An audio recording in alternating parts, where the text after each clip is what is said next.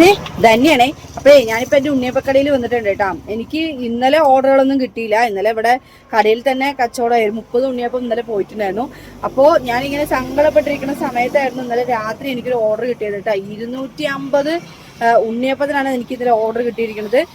അൽഹംദുലില്ലാ, അല്ലെങ്കിൽ ദൈവത്തിനോട് ഞാൻ നന്ദി പറയാണ്. കാരണം എനിക്ക് അത്രത്തോളം ഞാൻ ഇന്നലെ സങ്കടപ്പെട്ടിരിക്കുന്ന സമയമായിരുന്നു ഇന്നലെ.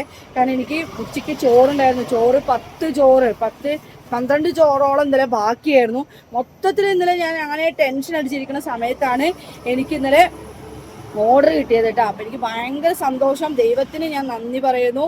അതേപോലെ നിങ്ങൾക്ക് ഓർഡറുകൾ ഉണ്ടെങ്കിൽ അറിയിക്കുക. അതും ഈ ഓർഡർ ചെയ്ത ആളുടെ പേര് ഞാൻ പറയുന്നില്ല, കാരണം അദ്ദേഹം ആ പാവങ്ങൾക്ക് വേണ്ടി തന്നതാണ്.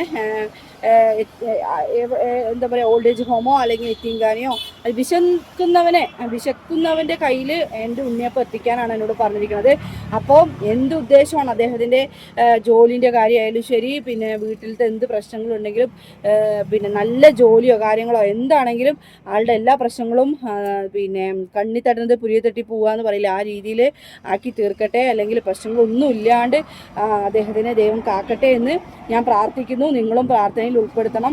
കാരണം ഇങ്ങനെയൊക്കെ മനസ്സ് വരുന്നത്, ഇങ്ങനെയൊക്കെ ആളൊരു ഓർഡർ തരുമ്പോൾ എൻ്റെ കുടുംബത്തിനും ഒരു നേരത്തെ അരി വാങ്ങാനുള്ള അവസരവും, അതുപോലെ വിശക്കുന്നവൻ്റെ കയ്യിലേക്ക് ഭക്ഷണം എത്തുന്നതും വലിയ ബർക്കത്താണ്, അല്ലെങ്കിൽ വലിയൊരു കാര്യമാണെന്നാണ്, അല്ലെങ്കിൽ നല്ലൊരു കാര്യമാണെന്നുള്ളതാണ് ഞാൻ മനസ്സിലാക്കുന്നത്.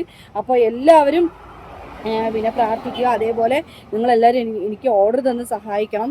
പിന്നെ ചില ആളുകൾ റേറ്റ് ഒന്ന് കുറയ്ക്കുന്നൊക്കെ പറഞ്ഞിട്ടുണ്ടായിരുന്നു.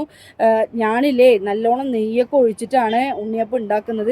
അതിൽ 1 രൂപ മാത്രമേ എനിക്ക് ലാഭം കിട്ടുന്നുള്ളൂ. ഞാൻ കടയിൽ നിന്ന് 44 രൂപൻ്റെ അരിയാണ് ഞാൻ വാങ്ങിക്കുന്നത്. അപ്പോൾ അതുകൊണ്ട് അതുപോലെ തന്നെ ഓയിലിനാണെങ്കിലും നെയ്ക്കാണെങ്കിലും റേറ്റ് ഉണ്ട്, നിങ്ങൾക്ക് അറിയാലോ.